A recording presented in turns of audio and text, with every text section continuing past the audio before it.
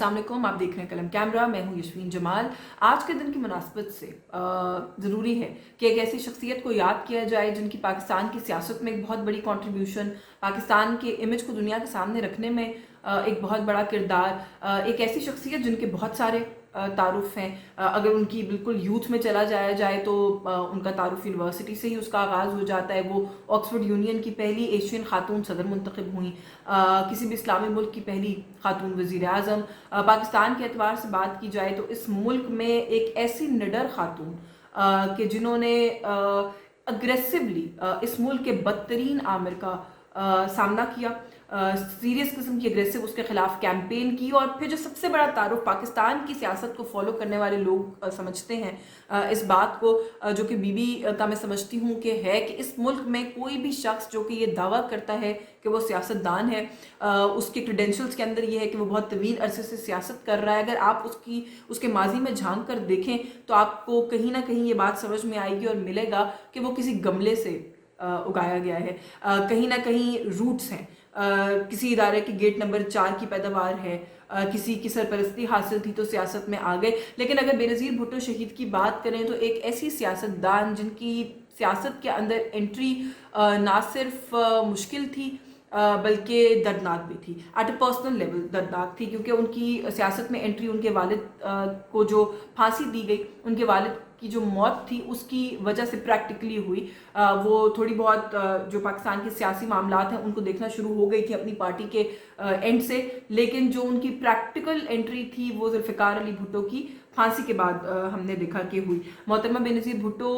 ने एक बहुत मुश्किल पॉलिटिकल करियर स्टार्ट में भी देखा और थ्रू आउट भी देखा। उनके भाई का, जवान भाई का कत्ल, उनके शौहर के खिलाफ मुकदमात, और फिर खुद उनकी अपनी ज़ात की बात करें तो एक्टिव जो बीबी का पॉलिटिकल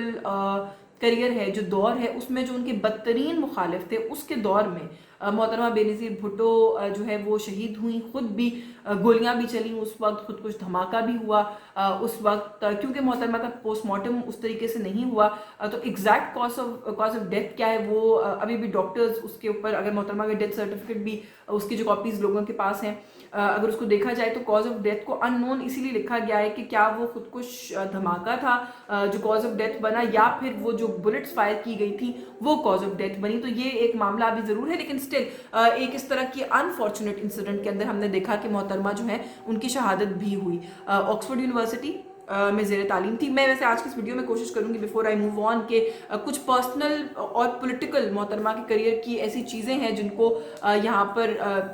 ज़ाहिर है वक्त की भी किल्लत होती है कि उनको हाईलाइट किया जा सके। मोहतरमा का जो एजुकेशनल बैकग्राउंड है, ऑक्सफोर्ड यूनिवर्सिटी में ज़ेर तालीम थी, जैसे कि मैंने आपको बताया कि बड़ी एक्टिव थी वहाँ पर भी। ऑक्सफोर्ड जो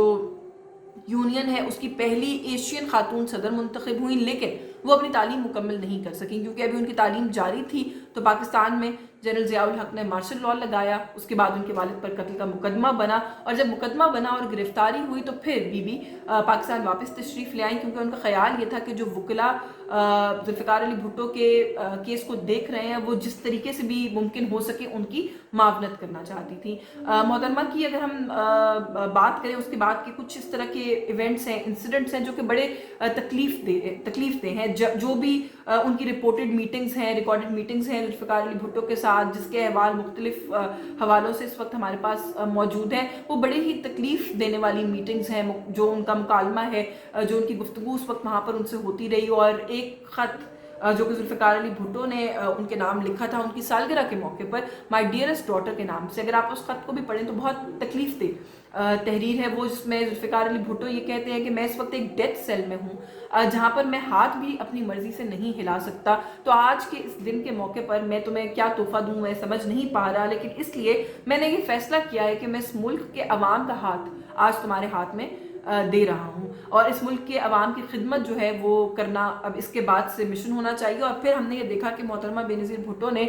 इस बात को बड़ी संजीदगी से लिया। मोहतरमा बेनज़ीर भुट्टो ने प्रिजन, कैद, जेल काटी है, लेकिन जो सखर जेल का उनका इंसिडेंट है वो भी एक उनके करियर का में या उनकी ज़िंदगी के बारे में जब बात की जाती है तो बड़ा उसको हाईलाइट किया जाता है, क्योंकि वो गिरफ्तारी भी मज़े का खेस थी। जो केस बनाने की कोशिश की गई, क्योंकि केस था ही कोई नहीं, तो वो सारा मामला ही खासा मज़े का खेस था और बड़ी क्लियर पॉलिटिकल विक्टिमाइजेशन کی جو ہے اس سے وہ عکاسی بھی کرتا ہے. اگر ہم پاکستان کی جو ایک سیاسی مائنڈ سیٹ رہا ہے پاکستان میں اس کو اٹھا کر دیکھیں, المرتضیٰ PIA high jacking case, Murtaza Bhutto کی اس کے اندر انوالومنٹ, اور اس سے جوڑ کر پہلے نصرت بھٹو کو گرفتار کرنا اس مقصد کے تحت کہ وہ معاونت کریں گی, ان کو قائل کرنے میں کوئی کردار ادا کریں گی, مرتضیٰ بھٹو تک رسائی لے کر دیں گی اور اس معاملے کو حل کرنے کی کوشش کریں گی, اور پھر اس کے بعد بی بی کی اپنی گرفتاری کو عمل میں لے کر آنا. کیونکہ یہ رپورٹڈ ہے کہ جب بی بی کو گرفتار کرنے کے لیے پولیس وہاں پر گئی تو وہ بہت غصہ ہوئی. انہوں نے اریسٹ وارنٹ کا بھی مطالبہ کیا اور اس بات کی بڑی وضاحت کی کہ میرا اس معاملے سے کوئی لینا دینا نہیں ہے, میں سیاست پر یقین رکھتی ہوں, میں سیاسی ٹیکٹکس پر یقین رکھتی ہوں, میں سیاست کے اندر دہشت گردی کو انوالو کرنے میں یقین نہیں رکھتی, اور یہ معاملہ مرتضیٰ بھٹو سے جڑا ہے جس کے ساتھ میرا کوئی رابطہ بھی نہیں ہے بہت لمبے عرصے سے, تو مجھے اس معاملے میں کیسے اریسٹ کیا جا سکتا ہے. لیکن جو اس وقت کی پولیٹیکل ایڈمنسٹریشن تھی اس نے یہ سوچا کہ اس معاملے کو کسی قسم کے سیاسی گین کے لیے استعمال کیا جائے, اور رپورٹڈ ہے کہ جو اس وقت کے گورنر تھے لیفٹیننٹ جنرل ریٹائرڈ عباسی صاحب, وہ بڑے اگریسو بھی تھے, بڑے ایڈمنٹ تھے, بڑے مشتعل تھے کہ بے نظیر کو اس معاملے میں کسی نہ کسی طریقے سے اریسٹ کرنا ہے, اور بغیر کسی مقدمے کے اس کے بعد بی بی کو اس ایشو کے اندر جو ہے وہ ہم نے دیکھا کہ اریسٹ بھی کیا گیا. پھر اس کے بعد بے نظیر کے کریئر کی بات کریں, بی بی شہید کے کریئر کی بات کریں تو ان کے ساتھ جو جلا وطنی کا معاملہ, MRD کی ایک بڑی بھرپور تحریک, اس کے 2 سال کے بعد ان کو پہلے جو ہے وہ ہاؤس اریسٹ کیا جاتا ہے اور اس کے بعد پھر ان کو ایگزائل میں بھیج دیا جاتا ہے, ان کو ملک بدر کر دیا جاتا ہے نصرت بھٹو کے ساتھ. ملک بدری کے بعد وہ 1986 میں اپریل 1986 میں پاکستان واپس تشریف لاتی ہیں, یہاں پر آ کے دوبارہ پالیٹکس میں ایکٹیو ہونے کی کوشش کرتی ہیں. 1987 میں ان کی شادی ہوتی ہے آصف علی زرداری صاحب کے ساتھ, ان کی پرسنل زندگی کا آف کورس ایک ہائی لائٹ, اور پھر اس کے بعد 1 سال کے بعد وہ کسی بھی مسلم ملک کی منتخب ہونے والی پہلی خاتون وزیر اعظم ہم نے دیکھا کہ بن جاتی ہیں. اچھا, ایز پرائم منسٹر آلسو جو کچھ لوگ ان کے ساتھ کام کرتے رہے over a period of these 10, 12, 14 years, جو میرا بھی اپنا کریئر ہے, جب بھی کسی سے بی بی کے بارے میں بات کرنے کا موقع ملا وہ بڑی ہی ڈیڈیکیٹڈ, بڑی ہی ہارڈ ورکنگ, وہ ہمیشہ فوکسڈ ہوتی تھیں کہ کس طرح سے کوئی لوگوں سے ریلیٹڈ جو معاملہ ہے اس کو میرے تک لے کے آیا جائے اور عوام کی بھلائی اس میں, تو میں اس ایشو کے اوپر یا پروجیکٹ کے اوپر فوکس کر کے کام کر سکوں. لیکن بہت سارے معاملات ایسے رہے, اور جو بی بی کی پہلی پرائم منسٹرشپ تھی, جو ان کا پہلا ٹینیور تھا آفس میں, اس وقت تو جنرل ضیاء کی ایسی بہت ساری باقیات بھی تھیں جو کہ جنہوں نے انہیں چلنے نہیں دیا, اور یہ جو پہلا ان کا دور حکومت تھا وہ 20 مہینے بعد اختتام پذیر ہو گیا. وہ 20 مہینے آفس میں رہ سکیں اور اس کے بعد ان کی جو حکومت کا تختہ ہے وہ الٹ دیا گیا. اچھا, ان کی شخصیت کے اندر گیو اپ کرنا نہیں تھا, ان کی جتنی بھی پولیٹیکل اسٹرگل ہے, جن لوگوں کے ساتھ انہوں نے کام کیا, آپ کسی سے بھی بات کریں, اس کو اسٹڈی کریں تو آپ کو ایک خاصا ان کی شخصیت کے اندر دکھائی دیتا ہے کہ وہ بڑی اسٹیڈ فاسٹ تھی, وہ اپنے موقف سے پیچھے نہیں ہٹتی تھی, ان کو کوئی بھی چیز ڈٹر نہیں کرتی تھی. تو یہ جو آفس میں آنا, حکومت کا تختہ الٹا جانا, اس نے بھی بی بی کو کہیں پر بھی ڈٹر نہیں کیا. انہوں نے اپنی جدوجہد جاری رکھی, اسٹرگل جاری رکھی, اور 93 میں وہ ایک مرتبہ پھر سے وزیر اعظم منتخب ہوئی. اس دفعہ ان کو حکومت جو پہلے وقت سے پہلے خاتمہ ہوا, اس کی وجہ آصف علی زرداری رپورٹڈلی بنے, کیونکہ ان کا جو اثر رسوخ تھا حکومت کے اندر, جو رسائی تھی مقتدر حلقوں اور اداروں کے اندر, وہ بڑھتی چلی جا رہی تھی, جس کی وجہ سے ان کے اوپر کرپشن کے بہت سارے الزامات بھی سر اٹھانے لگے تھے, اور پھر آخر میں انہی الزامات کا بوجھ تھا جو کہ بی بی کی حکومت کو لے بیٹھا. اچھا, اس کے بعد کیونکہ ظاہر ہے میں نے کہا تھا کہ میں کچھ ہائی لائٹس کے اوپر بات کروں گی, یہ تو کچھ انیشل پیریڈ ہے ان کی پولیٹیکل اسٹرگل کا, لیکن تھوڑا سا اگر آگے اس کو فاسٹ فارورڈ کر لیں اور جنرل مشرف کے دور میں لے آئیں تو 2008 میں جب الیکشنز کرانے کا اعلان کیا جنرل مشرف نے, اس وقت تو بی بی نے اس وقت تیاری کر لی اور کمر کس لی اور فیصلہ کر لیا کہ وہ اب پاکستان جائیں گی, وہ پالیٹکس میں حصہ لیں گی, وہ ملک کو آمریت سے چھٹکارا دلانے کے لیے جو کچھ کر سکیں وہ کریں گی. پرسنل لیول کے اوپر بہت سارے ان کے دوست, کچھ یہاں سے اتھارٹی سے تعلق رکھنے والے ایسے لوگ جن کا کوئی انفلوئنس تھا وہ بھی شامل تھے ایسے لوگوں کے اندر, جنہوں نے ان کو مشورہ دیا کہ وہ ایسا نہ کریں, وہ بہت ان کی جان کو خطرہ ہے, انہیں پاکستان نہیں آنا چاہیے. اور جب وہ پاکستان آئیں ان کو اس کا ایک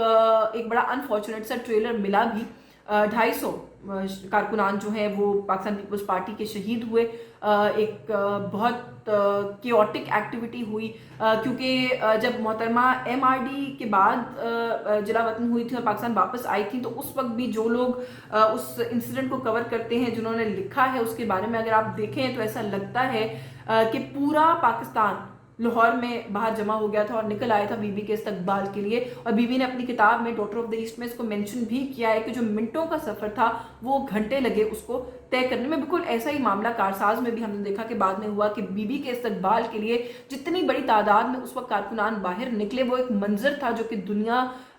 को जिसने हैरान करके रख दिया। लेकिन उसके अंदर एक बहुत अनफॉर्चुनेट इंसिडेंट हुआ, लेकिन जैसे मैंने पहले कहा कि उनकी शख्सियत के अंदर डिटर हो जाना नहीं था, तो वो उससे भी नहीं डरी ना पीछे हटी। 27 दिसंबर का जो बदकिस्मत दिन, उसके हवाले से भी एक दिन पहले उस वक्त ISI के सरबराह ने बीबी के घर रात गए जाकर बीबी को वार्न किया कि उनको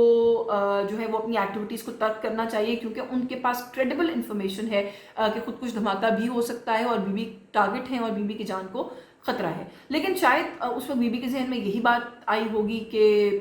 ये मुझे मेरी एक्टिविटी से रोक या मेरे जलसे से रोकने की कोशिश कर रहे हैं, जिस पर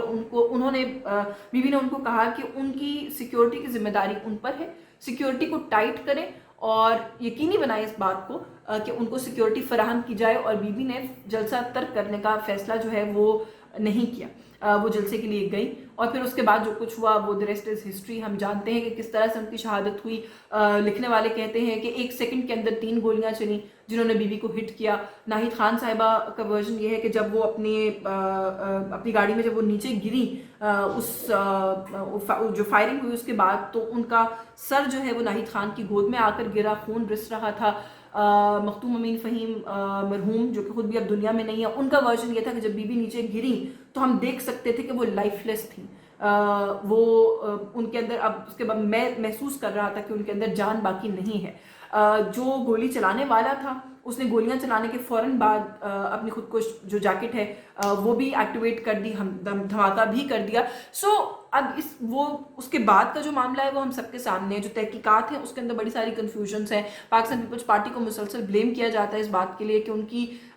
शहादत की जो सही से तहकीकात हैं वो नहीं करा सकी पाकिस्तान पीपल्स पार्टी अपने दौरे हुकूमत के अंदर भी। बहुत सारे ऐसे सवालात हैं जो लोगों के जहनों में अभी भी हैं। लेकिन उस दिन यानी कि आज का दिन अगर हम पीछे चले जाएं तो उसके हवाले से 2007 में तो उसके हवाले से यही है कि उसके बाद बीबी को अस्पताल लेके जाया गया। तकरीबन 34 मिनट का रिपोर्टेड टाइम लैग है इंसिडेंट होने के अंदर और उनके अस्पताल पहुंचने के अंदर। वहाँ पर जो हॉस्पिटल में डॉक्टर्स मौजूद थे गो कि वो ये देख रहे थे कि बीबी जो है वो शायद अब हयात नहीं है, लेकिन उन्होंने फिर भी अपनी तरफ से एक कोशिश की, ऑपरेशन भी उनका करने की कोशिश की गई, उनको रिवाइव करने की हर मुमकिन कोशिश की गई। लेकिन उसके बाद आज भी नो कि बीबी जो है वो उसमें शहीद हो गई। और ये बात आज तक पाकिस्तान में बसने वाले हर इंसान के जहन और दिल में है कि बीबी भी एक ऐसी भुट्टो बनी जिनके हिस्से में एक बहुत दर्दनाक शहादत और मौत आई, और वो भी तब जब वो इस मुल्क के अंदर